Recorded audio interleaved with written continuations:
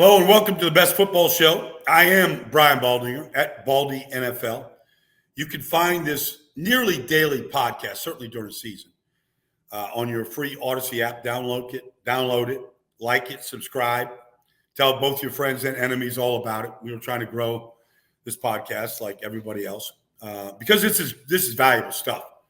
You can find me at Baldy NFL on Twitter, X, on YouTube, on just about every single platform there is, Instagram, you name it. I'm out there. So we're trying to get this content out there. And today, I kind of want to talk about this SAC Summit that took place in Las Vegas, June 28th to June 30th. So just a week ago. It was fantastic. In fact, I'm down here in South Florida now, where it seems like half of the league is down here training in the soup of South Florida. So yesterday morning, I just happened to be at this one park in South Florida. I saw the Bosa brothers, both Joey and Nick, working out with their trainer. And they were dying out there in the heat, to be honest with you.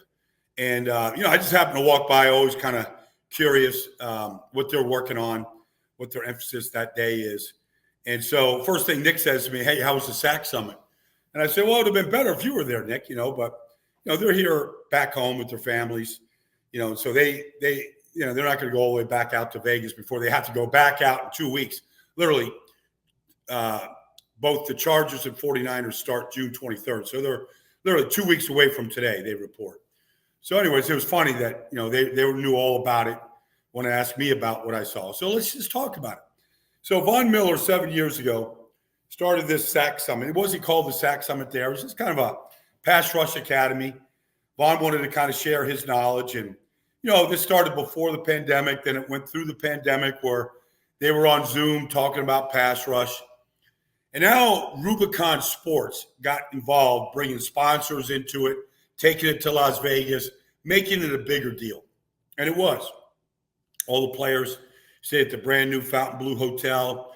We got all the facilities at the Running Rebels, the UNLV facilities, their football facilities, their indoor facilities.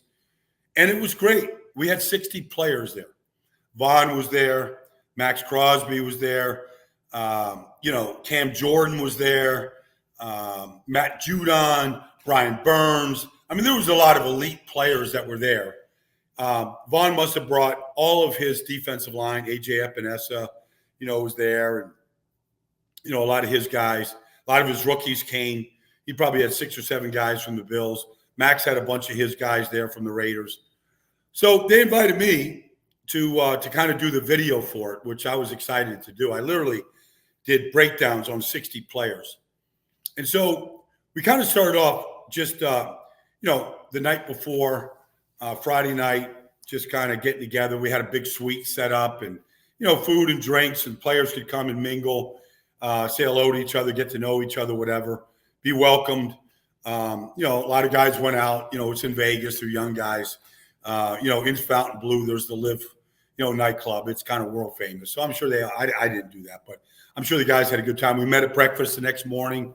And then we had these, buses all take us over, transportations take us over to the UNLV facility. And we kind of get started right away. I mean, it was, I don't know, up to 110 degrees that morning. It's the heat. But it was great. We started off with a bunch of drills, like pass rush drills, just, firing out and turn the corner and drop your shoulders and run your figure eights and all the stuff that you'll see every NFL college player do starting a couple of weeks of training camp, individual type drills. And then once the individual drills came in, we had a lot of defensive line coaches from around the league and college coaches come and kind of instruct that part of it for a solid hour.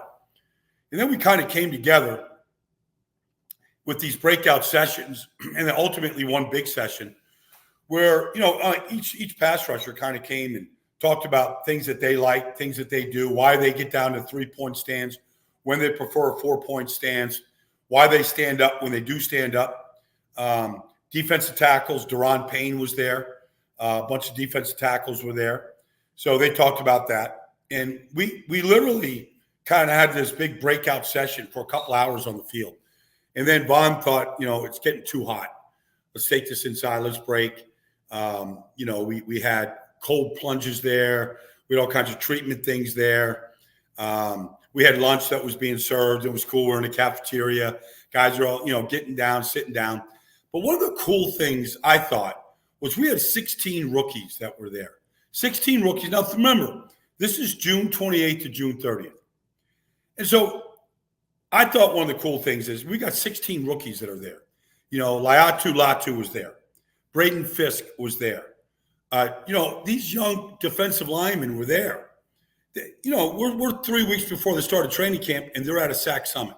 Same thing with Vaughn and Max and Cam and all these guys. Like Cam Jordan's got families, got kids. They could be taking family vacations, but they thought this was, or like a Brian Burns. He just got a big, huge, fat free agent contract from the Giants. You could be anywhere right now, but they're committed to their craft. I think it's important for fans to know, and anybody listening to this podcast, these players care about their craft. They're committed to it. They want to get better at it. Cam Jordan, and I'll get to Cam Jordan in a second, but I think it's something to really understand that these guys are sharing their knowledge willfully and learning from others. So it's one of these think tank type things that honestly is just growing. The week before, the tight ends had their camp in Nashville, Tennessee. I think they raised $1.4 million in sponsorships to go out to a variety of charities. I mean, these guys are giving up their free time. It's valuable because once the season starts, there is no free time.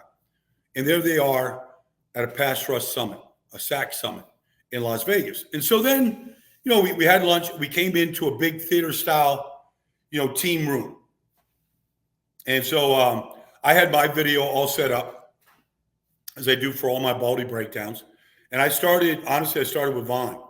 And also, I don't want to forget, Warren Sapp was there. Sapp came, and Sapp is all over the place. He's coaching with Dion at University of Colorado now. He's getting his master's degree and second master's degree. He lives down here in Hollywood, Florida. So Sapp's there imparting his knowledge. And anybody that has ever been around Warren Sapp, first of all, he's a smart guy. Worked with him at NFL Network. But he loves coaching. He loves coaching. He's a natural. He knows a lot of information. Andy Reid brought him out there to the Kansas City Chiefs. He worked with Chris Jones. Ron Rivera brought him to the Washington Commanders, and he worked with their defensive line. NFL teams are smart. Put Warren Sapp in your defensive line room. Let him help. In fact, I defer to Sapp a lot about pass rush and defensive line play and why things are done in fronts and stuff to this day. So anyways, there we are in this meeting room, and I do Von Miller first. So what I would do is I'd bring the player up in front of the room. I'd give them the clicker, or if they wanted me to do the clicker, I'd start going through, 4 or 5 Vaughn's pass rushes. So the thing that's interesting about Vaughn is, he's got a variety of moves. I mean, he's got a long arm. He's got a ghost move where you kind of get underneath the defender. He's got a spin. He's got all the moves to defeat whatever it is. Whether it's a great all-pro tackle like, let's say, a Lane Johnson, or whether it's, a chip or a tight end chip or a slide, all these different things that the great ones have to defend or, to really game plan for. So the thing that's interesting about Vaughn is he's kind of there's no secret. Von Miller wants to be a GM in this league, and I think he'd be fantastic. I mean, we've seen more and more players going to coaching into the front office, and rise quickly because they have a good eye for this stuff. So the one thing about Vaughn, and he's been like this, Gregory Rousseau is there, a young defensive lineman of theirs, is he doesn't really try to teach individual drills or techniques. But what he does teach is there's always going to be these moments in big games where you have to understand the gravity of the moment. That if you win the moment, you have a good chance of finishing the game. Vaughn's won 2 Super Bowls, and he basically finished out the Super Bowls, both with Denver, Super Bowl 50, and then, with the Rams in Super Bowl 56, I think, where he showed up at the biggest moment of the game to take the game over. Like, that's his thing. Yeah, he's got 124 career sacks. He's going to walk into the Hall of Fame. He's going to have another good chance because he's really healthy right now after tearing his ACL 2 years ago to really have another run at a Super Bowl this year, I think, with the Bills. And I had Max up there. Max is just awesome. Max wants to be, the captain of the all-energy team every day, not just today or game day, whatever. Every day he wants to be all the all-energy team, ready to go. I mean, it's his greatest strength. But he's got a variety of moves. He loves talking about defensive line play. So that was good. Cam Jordan comes up there, and he's in his 14th year. Von Miller's in his 14th year. These guys both came in a legendary draft of 2011. Cam Newton was the number one pick. They had a legendary draft. J.J. Watt was in that draft. Legendary draft. Cam Jordan was the 24th pick in the draft. His thing after sack is he's just stacking sacks, and he keeps growing the stack. So it's interesting. Cam goes through his thing, and Daron Payne comes up, Brian Burns comes up, all these guys come up. I get to a young kid, Kalijah Cansey, first-year player, rookie from Tampa this year, one of my favorite players in this league already. I met him here literally on the beach in Fort Lauderdale last year, training in the sand, in the heat of the day and in the sand.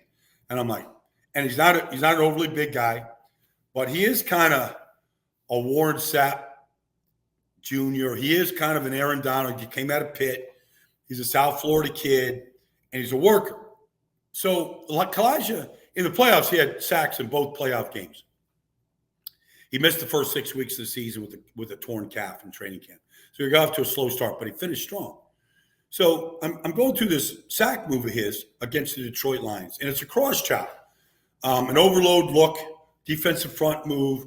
They have an overload look to one side of Detroit. They're going to come back and balance it out, but he's going to beat the right guard clean and take down Jared Goff for a sack. So it's his first playoff sack. It's maybe he had one against the Eagles the week before. But anyways, so he's going through what he did. So there's Cam Jordan in his 14th year with his notepad out, his backpack there, taking notes, and literally asking Kalijah, so on that cross chop, Kalijah, you go off your second step. I've always done it off my third step. He goes, maybe I'll try that off my second step and get into the chop quicker. And, and then Kalijah came back and why he does that and why it's more effective. And there's Cam Jordan. Oh, I can't wait to try that in training camp this year. I'm gonna add that to my repertoire of moves. And I thought to myself, this is what a sack summit should be all about. It should, and for a couple of reasons. One, a transference of ideas, and it could come from anywhere. A rookie could be helping out a 14-year vet. Maybe it gets Cam Jordan home in a big moment of a big game, and he keeps stacking. And maybe it happens. I'm going to look for it. I'm going to talk to him about it during the season. So there's this transference of ideas. And then you say, okay, for a competitive thing, why would players give away trade secrets? And to a degree, I agree with that.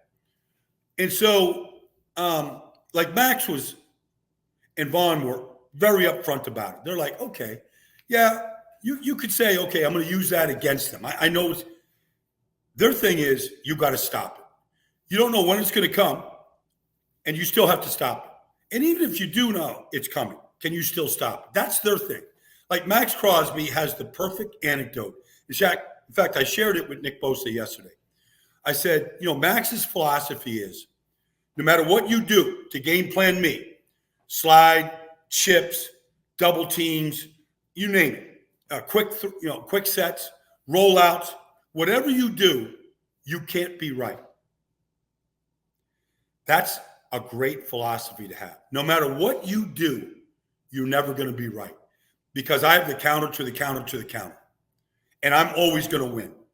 And that mentality is believe me, is going to allow Max one day, I believe, to be the defensive player of the year. I thought he could have been an easy candidate last year. But that mentality is why Max Crosby has gone from a fourth-round pick out of, a small school, Division II school, and now he's a Pro Bowl caliber player, and an all pro caliber player, and one of the most feared defensive linemen in the league. You can never be right. That's kind of the takeaways from the SAC Summit this year. I was really honored to be a part of it. I learned a lot. I know the players did too. I'm excited. I met Braden Fisk. I met lot too. I met a lot of these rookies. So, it's good. I started building a relationship with these guys. I've already done some breakdowns on them, getting ready for the draft. Now I'm looking forward to really following their careers and, what kind of start they get off to this year, because I believe that every rookie that went to this thing this year benefited by it. So anyways, that's been the Best Football Show. Thanks for joining me here on this free Odyssey app. Tell all your friends about it, like it, subscribe it, and I'll be back to you real soon talking about another summit coming up, the Offensive Line Masterminds.